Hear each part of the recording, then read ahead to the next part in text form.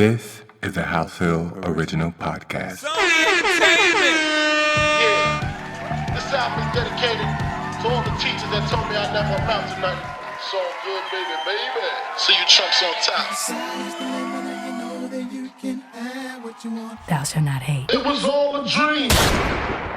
Maybe I'll always feel the jitters and stuff like that before I go on stage because I see artists that have been doing it for a while and they still get a bit nervous.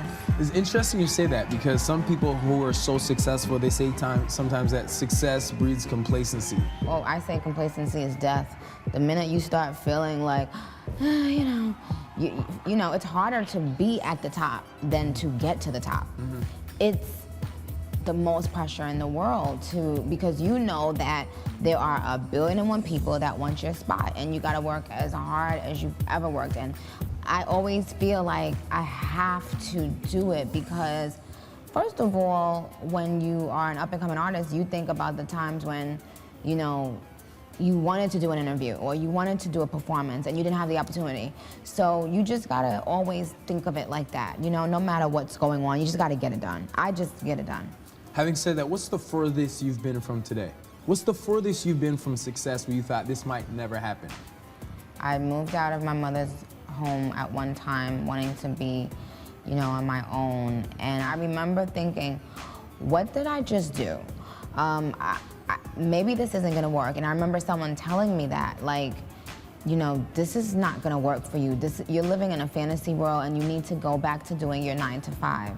And I was like looking at my refrigerator, empty, my cabinets empty, nothing there, no money in the bank, no money in my pocketbook. And, you know, for a little slight moment, I was like, they're right. I need to go back home to my mother. I need to go get a 9 to 5. I need to just be a regular person and forget this music thing. What pulled you through? I think just like faith in God. And I always speak to people like that can encourage me. Like even now, I'll speak to like my pastor and be like, can you just pray with me because I need some sort of guidance right now.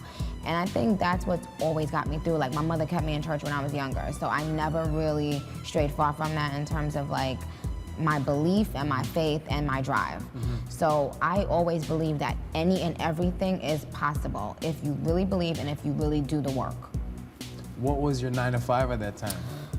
At that time, I had started doing customer service. What were you selling? Were you good at customer service? I was a bit snappy.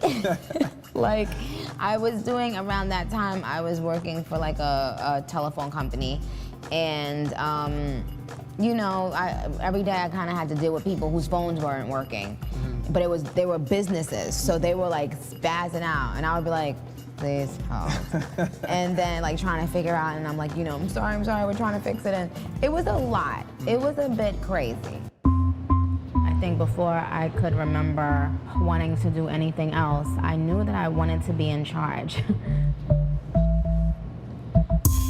As a child, my mother didn't have a job where she was the boss. And I always looked at that and wished that she was the boss and that she did make her own rules. So from very early on, I felt like, you know what, whatever I do, one day, I want to be more in charge of my business.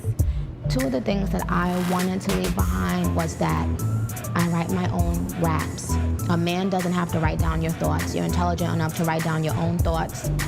And number two, I would become a mogul. It's Nicki Minaj, Dirty Money, holla at your girl. Thanks for the love, I really do appreciate it. I exceeded every expectation I think people had for a rapper. I think black women are held to higher standards. A lot of pop culture takes from black culture and oftentimes doesn't really say they got it from black culture. You know, magazines are acting like they're just being done for the first time because it's on a white woman's head or it's on a white woman's body. And you have to get used to living in a world that doesn't even acknowledge that you did certain things. It's Hood Fears and Nicki Minaj. One thing I learned along the way in business is the necessity for you to be unapologetic about asking for how much money you deserve. At a very early stage in my rap career, I was making 6 figures for shows. If I heard there was another rapper making that, I thought, you know what, I get out there and command a crowd. I get out there and make my fans happy. I want that too. And I think women have the tendency to feel that they shouldn't ask to be compensated as much as a man doing the same exact thing. If you know you're great at what you do, don't ever be ashamed to ask for the top dollar in your field. I'm feeling myself. I'm feeling myself. I'm feeling myself.